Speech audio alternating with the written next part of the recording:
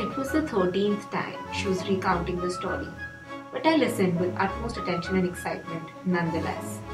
It was a pleasant Saturday afternoon, and my granny and I were sitting on the front porch of our house in Raipur, Rajasthan, while she was reminiscing her good old village days. Back then, there were no taps or electricity, and 4 oil lamps lit the 3-story ancestral house after sunset. Men worked in the fields all day, women managed household chores, and children played marbles on the streets. The day would crawl at a snail's pace, and life was very basic. You could envision this as being country-like, but it had a dark side to it too. The ideas of matrimony, education, and work were very classical. Childhood marriage was predominant then. My granny recalled her wedding day coinciding with her 14th birthday.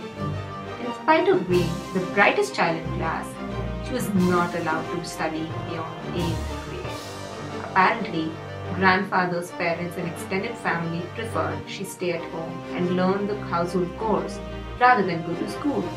But she didn't mind at all. Granny found happiness in whatever satisfied her parents and family, and so she always acquiesced without a word. Post-marriage, her life changed forever.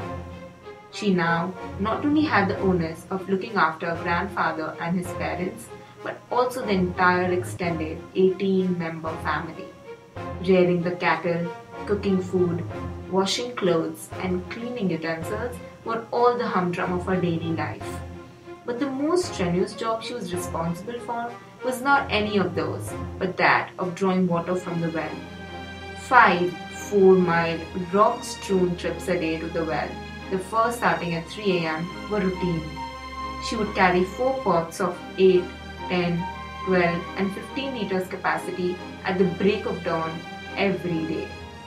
Due to the physical strain these tasks put on her, she perpetually experienced backache, sore limbs, and fatigue. But youth and innocence, like her constant companions, allowed her to happily spend the days working and to get a good night's sleep even during the most challenging times. With paltry food and many mouths to feed, life was indeed harsh.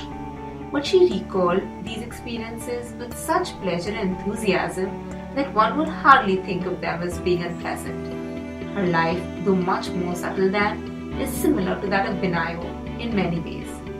Both of their family obligations discouraged their education after a certain point of time. They had to make do with the limited means they had and walk miles to quench their thirsts.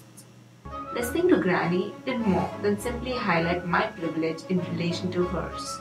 It showed me how quickly times had changed and how the different environments in which we were raised affected the way we perceived our surroundings. For me, raising a family of 18 members, managing the household, and drawing water from the well seemed no less than Herculean tasks. But she sung her way through them every single day for 50 years. Granny, for me, is nothing less than the epitome of strength and perseverance.